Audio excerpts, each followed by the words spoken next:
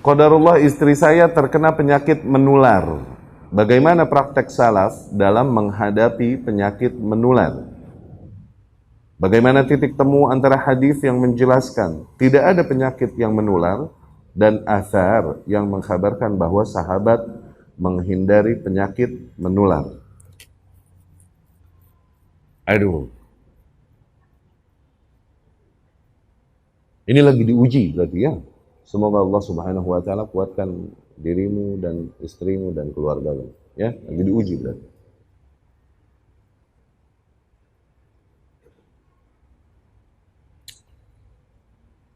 Oke, cerita akidah dulu ya.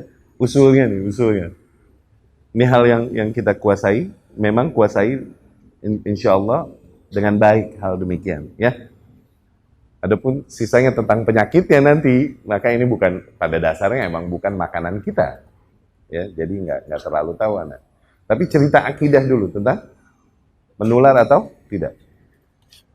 Dogma akidah itu Rasul berkata sallallahu alaihi wasallam, nah ini usul di antara usul-usul mengimani penyakit, oke?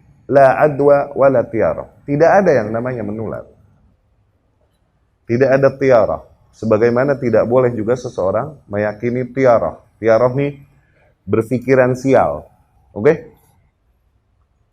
Ya jorannya dilengkahin, nggak dapat udah ikan. Gitu. Kalau joran dilengkahin tuh kagak narik katanya. Tiara. Haram. Kufur. Bertentangan dengan akidah. Ya kuburannya dilompatin kucing. Hidup lagi dah tuh pitung. Iya kan? Ini gara-gara kuburannya dilompatin kucing. Ya ada suara kuit burung begitu. Oh ayah nupaeh ya sudah. Ada yang mati. Kalau di Bandung dulu begitu kita. Iya kan? Ada kupu-kupu masuk. Oh mau ada tamu. Diberakin burung jepiak. Ini tiara. Itu hal yang bertentangan dengan akidah. Nggak boleh diyakini. Ya. Sebagaimana juga meyakini adanya penyakit itu menular. Itu bertentangan dengan akidah. Tuh, dikiaskan sama tiara. Bahaya gak? Jadi, tidak ada menular. Oke? Tapi ada hadis-hadis lain dari Nabi SAW. Kambing yang sehat, jangan satuin sama kambing yang buduk.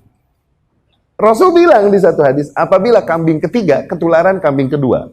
Kambing kedua ketularan kambing ke satu. Faman a'dal awal, maka kambing satu ini nular dari mana? Tuh lihat. Ini hadis-hadis yang berbicara tidak ada menular. Zen. Tapi ada hadis lain bilang, kambing sehat jangan satuin sama kambing buduk. Ongkoh kieu. Iya gak? Tapi katanya begini. Tuh lihat, kontradiksi gak zahirnya? Iya gak? Man sami'a bi ardin ta'unan faman kana fihi fala yakhruj minhu wa man kana fil kharij fala yadkhul fihi. Gitu kan? Barang siapa yang mendengar adanya sebuah wabah lepra di sebuah negeri, maka yang di luar jangan masuk ke dalam, yang dalam jangan masuk keluar. Tuh. Seolah-olah ada menular. Begitu kan? Bagaimana ulama mempertemukan hadis ini? Mencari titik punya. Wallahu a'lam. Yang paling memuaskan kita, jawaban para ulama rahimahullah adalah apa? Pada dasarnya, masing-masing individu udah ditakdirkan apa yang akan dihasilkannya. Oke? Cuman seringkali Allah Subhanahu wa taala menurunkan sebuah musibah merata.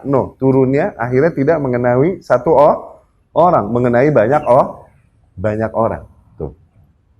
Seseorang terancam akidahnya ketika di sini nih sebuah negeri nih misalnya lagi terkena taun, lagi terkena lepra, oke? Dia di luar. Sengaja dia masuk ke situ, kemudian kena lepra, akhirnya dia berkata, "Aku ketularan." Tuh, jadi teruji akidahnya. Kekuatan akidahnya jadi teruji. Kalau qadarullah dia juga ternyata kena takdir Allah mesti terkena lepra. Padahal ini takdir, bukan karena ketularan. Cuman karena dia masuk, akhirnya terujilah tuh akidahnya, kekuatan imannya. Dia meyakini aja bahwasanya adanya sifat menular. Padahal enggak. Allah emang turunkan dan Allah jadikan. Udah. Berapa banyak orang di sekitar wabah ketika epidemik terjadi dan mereka nggak kena? Ada nggak? Ada nggak? Tuh lihat, kalau yang namanya menular itu hukum pasti, harusnya mereka kena. Kenapa? Udah nggak ditakdirin, nanti bisa cari jawaban. Oh, antibodinya lagi bagus, kondisinya lagi bagus, bisa aja, ya nggak? Intinya apa? Emang nggak ditakdirin untuk kena. No. Kambing buduk jangan disatuin sama kambing sehat. Karena apa? Qadarullah ketika disatuin, yang sehat terkena takdir juga dia mesti terkena penyakit buduk. Akhirnya si pemilik akan berkata, ini gara-gara dia ketularan. Tuh, bukan lagi berserah kepada makanya dilarang untuk nyemplung. No. Untuk supaya apa? Agar tidak terfitnah akidah kita. Wallahu a'lam. Jawaban yang paling memuaskan menurut aneh ini. Yang di dalam jangan keluar. Supaya apa? Nanti qadarullah di luar. Ada yang Allah takdirkan kena juga penyakitnya. Akhirnya nyalah-nyalahin. Ini dia sini pakai mampir ke kampung kita ya. Akhirnya pada cacar deh itu. Tuh begitu. Jangan kau menjadi media menguji keimanan orang lain. Jangan. Sabar di dalam. Terima apa yang Allah takdirkan. Cara mencari titik temunya wallahu alam yang Anda pahami gitu. Dulu waktu itu kan di antara ciri kiamat menyebar angin merah di Syam yang dengan itu ribuan jiwa orang-orang yang beriman mati. Ternyata ini terjadi di zaman Umar ibn Khattab. Angin merah ini ternyata virus itu lepra itu. Menyebar di Syam. Ribuan kaum muslimin mati dan sahabat-sahabat besar mati di dalamnya. Di antaranya Abu Ubaidah ibn Jarrah, Mu'adz ibn Jabal, matinya tuh kena lepra itu di situ. Oke? Dan mereka bertahan sabar, nggak mau keluar dari negeri tersebut karena tahu perintah Rasul Sallallahu Alaihi Wasallam. Kalau engkau berada di dalam, jangan keluar. Yang di luar, jangan masuk ke dalam. Para sahabat meninggal terkena itu. Oke. Jadi kau meyakini takdirnya. Nah, sekarang tayyib kita lihat. Nah, usul penyakit berarti tidak ada penyakit Kenapa? Bicara akidah. Anda kalau disuruh bicara mikroskop ya Anda nggak ngerti.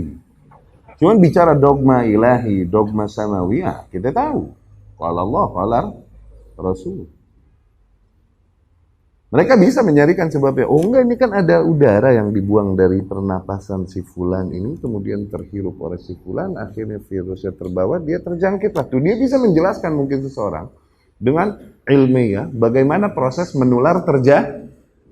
Tapi however, apakah semua orang yang terhirup kemudian akhirnya kena penyakit itu? Enggak juga kan? Tergantung, dia ditakdirin juga enggak sama Allah. Gitu loh. Ya kan?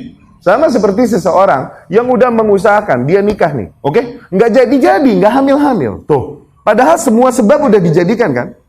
Maaf, udah dihalalkan. Punya lelaki, maaf, udah berada di dalam. Kemudian dibuang di dalam. Tuh. Tapi masih nggak bisa membuahi. Iya nggak? Padahal semua sebab telah dijadikan. Iya nggak? Udah minum korma hijau. Buat subur katanya. Tapi tetap kesuburan orang beda-beda kan? Iya nggak? Ada yang udah 5 tahun nikah masih belum hamil. 10 tahun nikah masih belum hamil. Iya nggak? Ada yang baru setahun nikah udah hamil. Baru sebulan nikah udah hamil. Ada yang semua sebab dilakukan, semua usaha dilakukan, tapi masih tidak membuahi. Dicek, si perempuan normal ternyata, si lelaki juga normal ternyata. Cuman nggak ngeklik aja, emang belum Allah takdir kan mau diapain? Iya nggak? Jadi usulnya penyakit menular tidak ada. Tapi untuk menjaga keimananmu, ketika memang, itu terjadi pada dirimu atau keluargamu, sebisa mungkin kau hindari. Supaya tidak teruji keimananmu. Sabar. Dan kemudian banyakin puasa. Dalam hal ini puasa wisol boleh. Semua penyakit sembuh. Wisol tau kan? Maghrib masih puasa, sambung lagi terus. Hitung 24 jam, 48 jam, 72 jam. Hitung. Wisol, puasa wisol. Untuk kesehatan itu boleh. Dan puasa sangat efektif. Matiin penyakit apapun.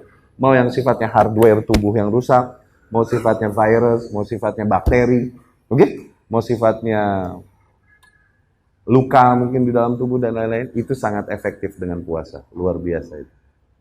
Wisol boleh, atau mungkin puasa air aja kayak Syekh Al-Albani yang hanya minum air putih selama 2 bulan. Dengan niat medis boleh, nggak jadi bid'ah. Dengan niat medis. Dan puasa kering, yakni nggak makanan, nggak air, itu 3 kali lebih efektif daripada puasa air, puasa water fasting. Seringin puasa, wisol sebisa mungkin. Ketika terbuka, ada jendela makan, oke, makan makanan yang makan makanan yang segar, makanan yang sehat, makanan yang kukus-kukusan, begitu deh sementara. Ya, insya Allah akan sembuh. Ya, Allah yashfikum wa yutahhirukum. Allah sembuhkan dan Allah hapuskan dosa-dosanya. Insya Allah.